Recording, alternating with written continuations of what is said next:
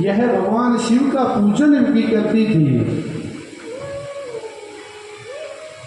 तभी कुछ दिन बाद पाप करते करते करते करते बुढ़ापा आ गया, और जब बुढ़ापा आ गया तो बिंदुक की सांप के काटने से मृत्यु हो गई।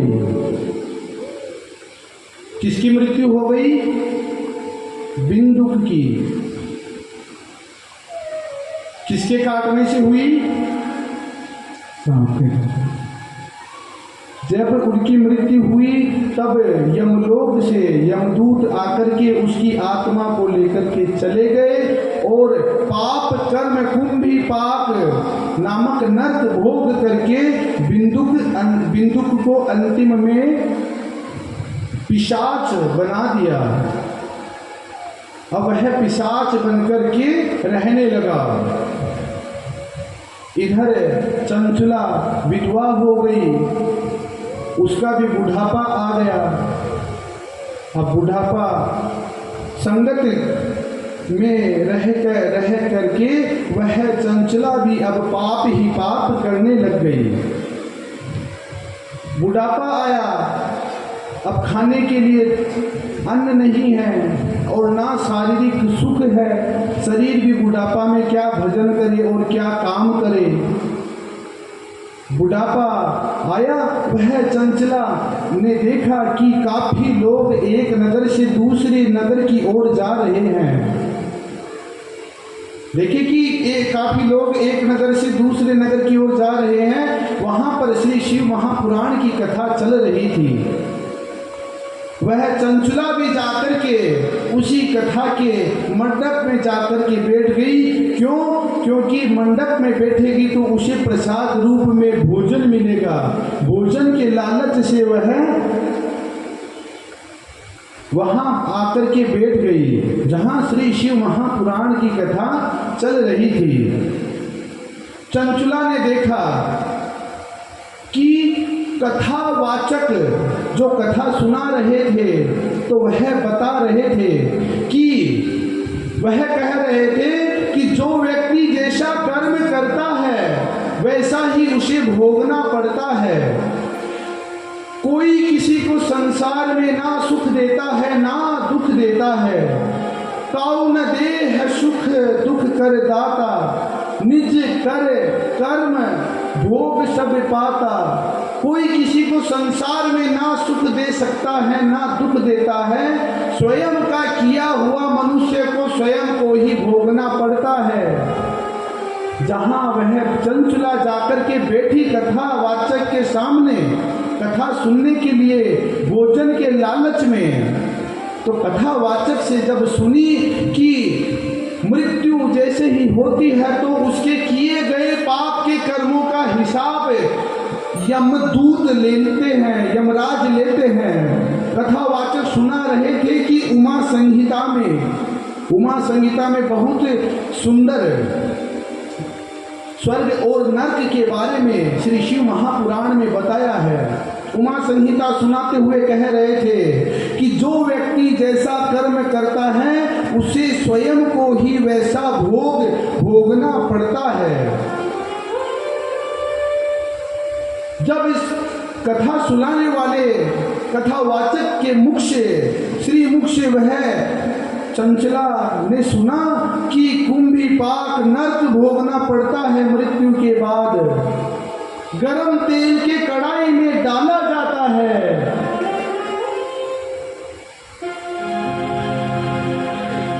तो उसका उद्धार कैसे हुए? जैसे ही कथावाचक ने कहा तो वह डर गई। और कथा पहले दिन की जैसी ही कथा पूरी हुई। जब कथा पूरी हुई तब जाकर के कथावाचक के सामने में कहने लगी कि महाराज रुक जाइए, अभी आरती मत कीजिए। हे महाराज, मैंने जीवन में बहुत पाप ही पाप किया है। मैंने जीवन में कभी कोई पुण्य नहीं किया।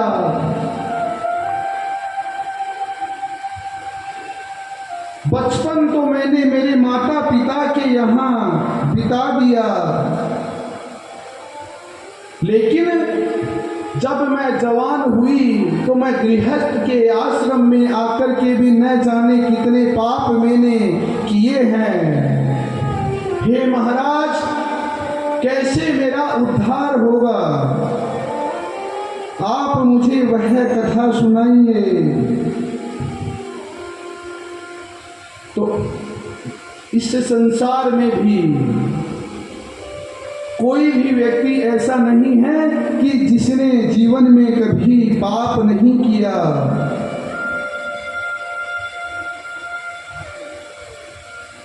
आपने तन से, मन से, कर्म से, वाणी से जीवन में न जाने कितने पाप किए हैं।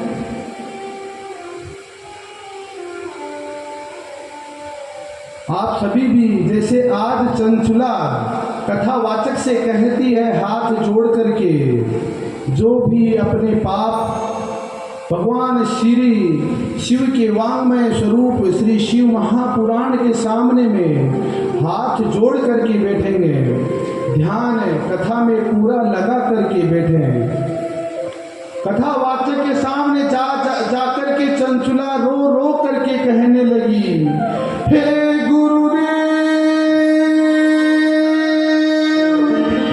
हे गुरुदेव, हे गुरुदेव, हे गुरुदेव, हे गुरुदेव, मेरी रक्षा कीजिए, मुझ पर कृपा कीजिए। बोले क्या बात है देवी? बोले मैंने जीवन में पाप ही पाप किया है, ऐसा कोई पुण्य मैंने नहीं किया। हे महाराज, मेरा कैसे कल्याण होगा? हे गुरुदेव, मुझे मेरे काल रूपी पापों के जो समूह हैं उससे मुझे कैसे मुक्ति मिलेगी?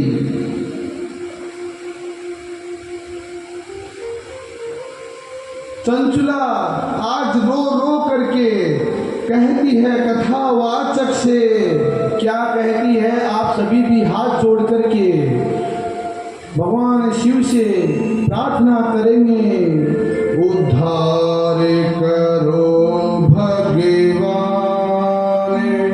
जीवन में ऐसा कोई भी, संसार में ऐसा कोई भी स्त्री पुरुष नहीं है जिसने जीवन में कभी पाप नहीं किया। क्या कोई कथा के पंडाल में बोल सकता है कि मैंने कोई पाप नहीं किया? कोई बैठा है ऐसा? कोई भी ऐसा नहीं है। चंचला रो रो करके कहती है, उद्धार करो भोलेनाथ, तुम्हारी शरण पड़े, उद्धार करो।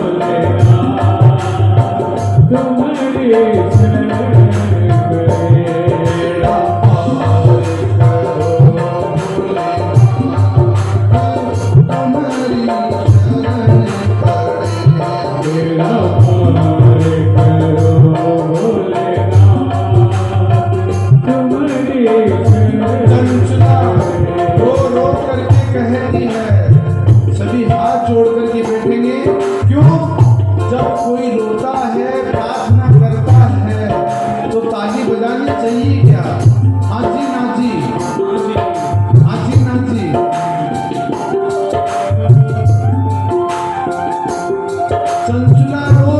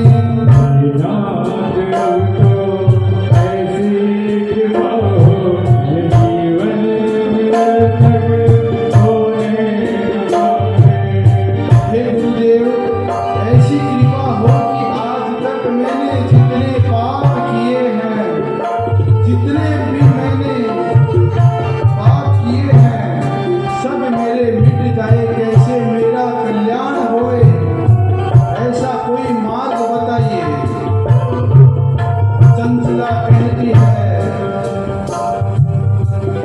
बालापन मैंने खेल गंवायो, बालापन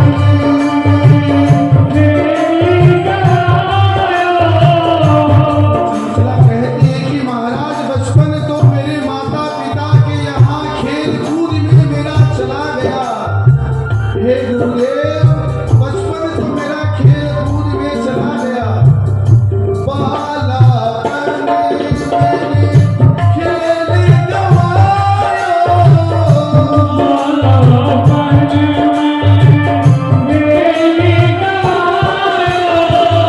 और जब मेरा शादी हुआ, विवाह हुआ, तो ससुराल में पति के घर में आकर के आप सभी भी कहिए, मेरे घर में ससुराल में जब मेरी शादी हो गई तो मैंने सांसारिक सुखों के कारण न जाने कितने पाप किए। बालापन मैंने खेल गंवायो,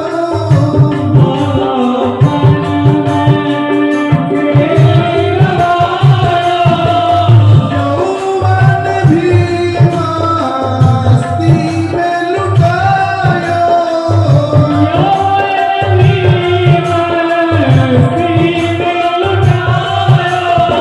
यौवन भी मस्ती में लुटायो।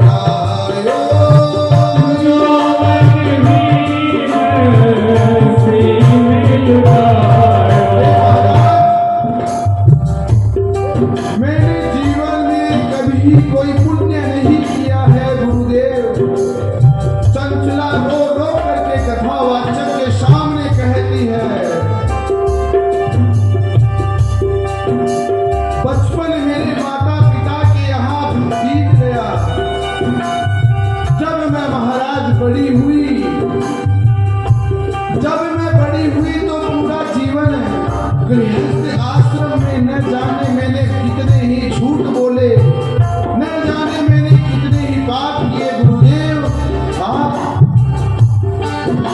ऐसी कृपा कीजिए, तो मुझे पापों से मुक्ति कैसे मिलेगी। कथावाचक ने कहा कि हे देवी, तुम चाहती अब क्या हो? क्या तुमको कभी किसी ने बताया नहीं? क्या तुमको किसी संत ने, किसी सत्संग में आज तक क्या तुमने सुना नहीं कि जो जैसा कर्म करता है उसे स्वयं को ही भोगना पड़ता है? बोले नहीं महाराज, मैंने कभी सत्संग ही नहीं सुना,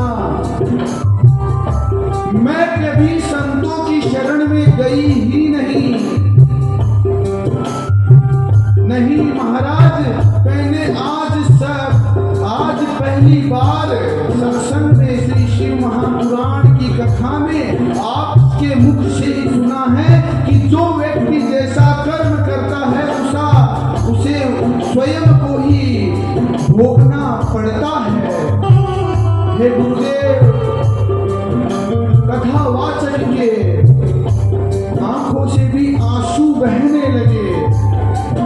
क्यों? संत हृदय नवनीत समाना। संतों का हृदय गृहस्थ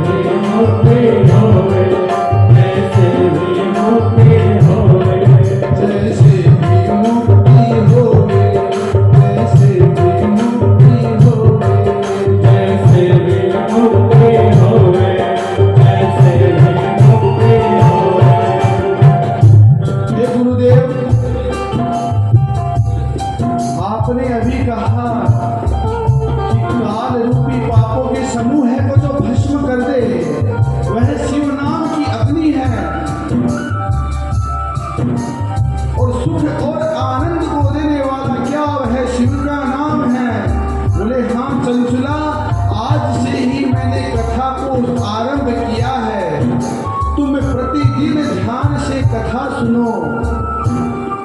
क्या सुनो? कथा। कौन सी कथा? श्री शिव महापुराण की कथा। तभी उसी समय चंचला कथा में प्रतिदिन कथा सुनने लग जाती है।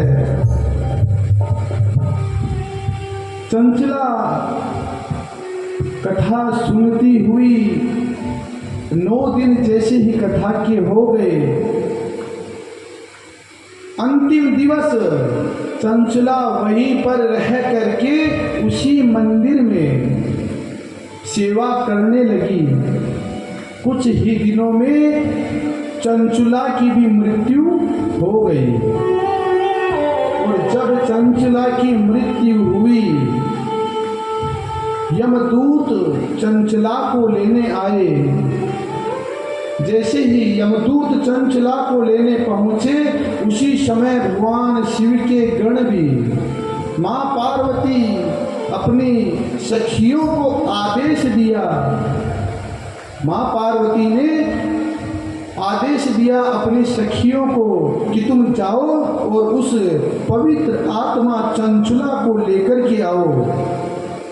उसी समय चंचला को लेने के लिए शिवलोक से भगवान शिव के गण आते हैं और चंचला को लेकर के चले जाते हैं।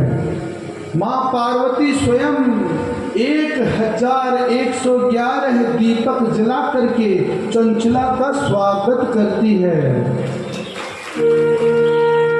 और मां पार्वती कहती है कि हे चंचला, आज कलिकाल में जो भी व्यक्ति चारों युगों में सबसे पहले अगर शिव महापुराण की कथा श्रवण करी है चंचला, तो तुमने करी है। और मैं तुमसे बहुत प्रसन्न हूँ।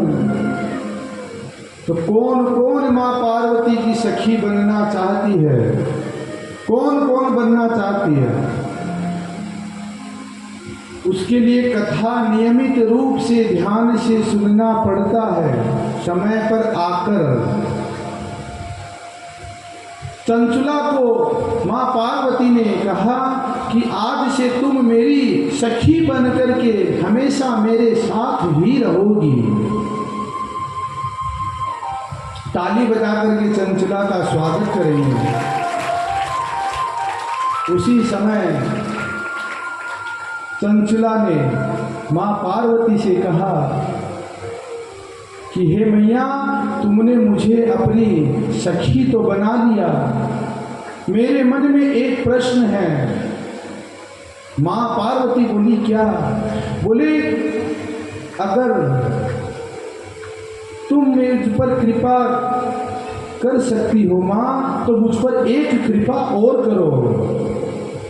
कुछ ही दिनों पहले मेरे पति की सांप के काटने से मेरे पति बिंदुक की सांप के काटने से मृत्यु हो गई थी। वह मेरे पति कहाँ है, यह मुझे आप बता दीजिए। मां पार्वती ने ध्यान लगाया और बताया कि हे चंचला, तुम्हारा पति विंध्याचल पर्वत पर पिशाच योनि को प्राप्त हुआ है, क्योंकि उसने अपने जन्म जन्मांतर में पाप ही पाप किया, और पाप समस्त भूमंडल से भी भारी है। पाप से भारी संसार में कोई भी वस्तु नहीं है। बोले कि तुम्हारे पति पहले कुंभी पाक नर्क में जाकर के नर्क का भोग किया, और अब विंध्याचल पर्वत पर पिशाच योनि में जाकर के पिशाच बन करके आज भी दुख ही भोग रहा है। चरणों में गिर गई चंचला। हे माँ, अगर आपने मुझे अपनी सखी माना है, अगर आपने मुझे सखी माना है, तो इतनी कृपा कर दो कि यह शिव महापुराण की कथा मेरे पति बिंदुक को भी श्रवण करवा दो। यह कौन बोला? चंचला। किससे कहा? पार्वती ने। उसी समय मां पार्वती ने भगवान शिव से प्रार्थना की कि हे महादेव, बिंदुक काफी समय से कुंभीपाक नरक भोग करके आज विंध्याचल पर्वत पर पिशाच योनि को प्राप्त हुआ है और आज भी वह कष्ट ही कष्ट, दुख ही दुख भोग रहा है।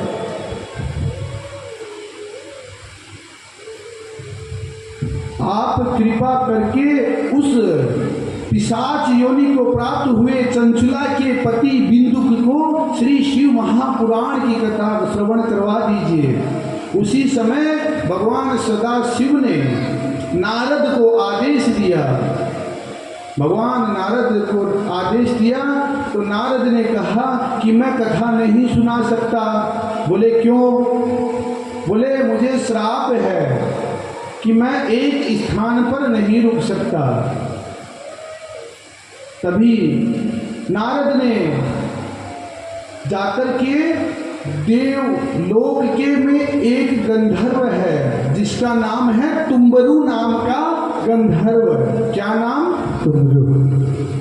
तुम्बरु नाम के गंधर्व। देखिए देवलोक में जो कथावाचक हैं वहाँ एक गंधर्व है जिसका नाम है तुम्बरु, और मृत्यु लोक में जो कथावाचक है उसका क्या नाम है? सूत जी। तुम्बरु को आदेश दिया। तुम्बरु भगवान शिव के 4 गणों को लेकर के विंध्याचल पर्वत पर जाकर के उस बिंदुक को ब्रह्मपाश में फांस करके शिव महापुराण की कथा प्रतिदिन नियमित रूप से सुनाते हैं। जैसे ही कथा का विश्राम हुआ तो पिशाच योनि से मुक्त होकर के वह बिंदुक साक्षात एक चतुर्भुज आकार में भगवान शिव के गण के स्वरूप में से प्रकट हो गया। ले जाकर के शिव के गणों ने कैलाश पर उस तुम्बरु को भगवान शिव के चरणों में डाल दिया। भगवान शिव ने वरदान देते हुए कहा कि हे बिंदुक, तुम्हारे पत्नी के पुण्य के प्रताप के कारण आज तुम्हें पिशाच शरीर से, पिशाच योनि से मुक्ति मिली है। और आज मैं तुम्हें वरदान देता हूँ कि आज से तुम मेरे मुख्य गण नंदी गण बन करके सदा सदा मेरे साथ रहोगे। वही नंदीगण आज भगवान शिव के साथ हमेशा रहते हैं। और भगवान शिव ने वरदान दे दिया कि मुझ सदा शिव शिवलिंग का पूजन करने से पहले जो व्यक्ति नंदी का पूजा करेगा और नंदी के पास में अपनी हाजिरी लगाएगा, उसकी मनोकामना अवश्य अवश्य पूर्ण होगी।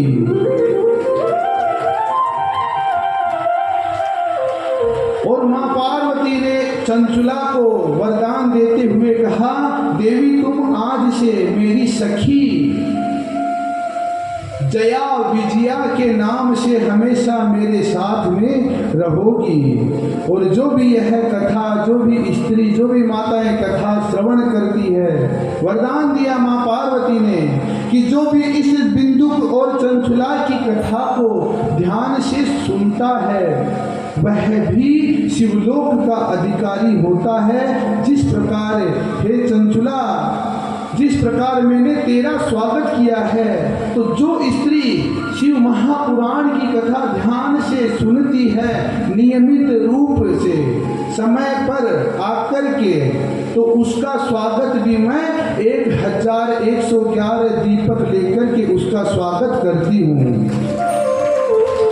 ये है शिव महापुराण, ये है शिव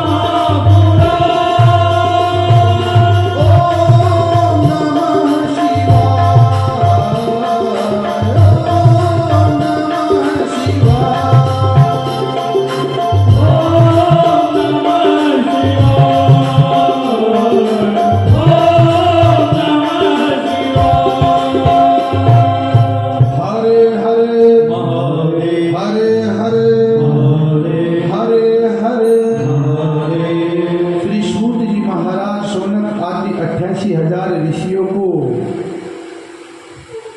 कहते हैं कि हे ऋषियों, एक बार समुद्र के मन में अभिमान आ गया कि जितने भी ऋषि मुनि संत समाज साधु लोग हैं वह सब मुझ समुद्र के कारण ही शिवलिंग का पूजन कर पाते हैं। समुद्र के मन में ऐसा अभिमान आ गया। उसी समय समुद्र ने एक दिन जोर से उफान मारी तो जितनी भी पास में साधु संतों की झोपड़ी कुटिया थी सब वहां से बह गई। तभी संतों ने जाकर के अगस्त्य ऋषि से शिकायत करी समुद्र देव के लिए कि हे ऋषिदेव, समुद्र के मन में अभिमान आ गया है और उसने उफान मार करके हम साधु संत समाज का कुटिया को ध्वस्त त्रस्त नष्ट कर दिया। अगस्त्य ऋषि क्रोधित हो गए। अगस्त्य ऋषि समुद्र के पास जाकर के कहे कि हे समुद्र, अगर तुम्हें तुम्हारे तूफान का बहुत अभिमान है तो अभी मैं तुम्हारे अभिमान को चूर चूर कर देता हूँ। उसी समय में योग माया से, अपने प्राण शरीर से, अपनी ध्यान शक्ति से, अपनी तप की शक्ति से अगस्त्य ऋषि ने 3 ओम केशवाय नमः, ओम माधवाय नमः, ओम नारायणाय नमः 3 घूंट में पूरे समुद्र को अपने मुख में रख लिया और अपने पेट में जाकर के पेट में ही उस समुद्र को स्थापित कर दिया। तभी उसी समय समुद्र अब पेट में रहने लगा तो समुद्र को श्वास आना बंद हो गई। समुद्र का अभिमान टूटा। तप माया से, योग माया से अगस्त्य ऋषि से कहने लगा कि हे ऋषिदेव, मुझसे बहुत बड़ा अपराध हो गया जो मैंने संतों का अपमान किया। मेरा अभिमान दूर हो गया। मेरा अभिमान यह था कि मुझ समुद्र के कारण ही समस्त ऋषि गण संत समाज शिवलिंग का पूजन कर पाते हैं, धार्मिक कर्म कर पाते हैं। अब मुझे अभिमान नहीं है। आप कृपा करके मुझे आपके पेट से, गर्भ से मुझे बाहर निकालिए। उसी समय अगस्त्य ऋषि संत हृदय नवनीत समाना, अगस्त्य ऋषि ने अपने लघु शंका के मार्ग से उस समुद्र को फिर से बाहर निकाला। लेकिन जब लघु शंका के मार्ग से निकालने के कारण उस समुद्र का जल खारा हो गया। अब खारा जल के पास में कौन रहे? मीठा जल से तो पूजा भी काम में ली जाती है। लघु शंका के मार्ग से उस जल को निकालने के कारण समुद्र का खारा हो गया और उसी खारे समुद्र के पास में अब संत ऋषि गण समाज अब कैसे रहे? पूजा में भी उस जल को नहीं लिया जा सकता। अब सभी संत साधु महात्मा वहां से चले गए। अब उस खारे समुद्र के पास कौन रहे? तभी अगस्त्य ऋषि से समुद्र ने प्रार्थना की, वंदना की। तब ऋषि ने उनको वरदान देते हुए कहा कि हे सागर, मैं तुम्हें वरदान देता हूं कि एक समय 12 साल में एक समय ऐसा आएगा कि सभी नदियां तुम्हारे अंदर आकर के मिलेगी और गंगा जी स्वयं तुम में आकर के मिलेगी और तुम्हारे अंदर तुम्हारे जल में सब कोई स्नान करेगा और वह गंगा सागर का स्नान कहा जाएगा। जय हो। ये है शिव महापुराण, ये है शिव पुराण, ये है शिव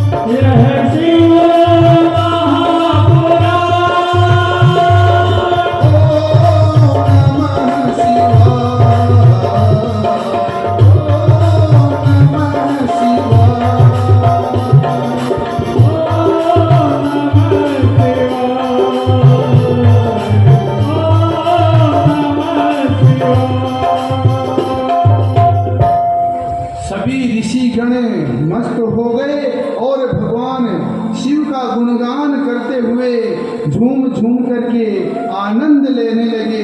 क्या? जय महादेव हरे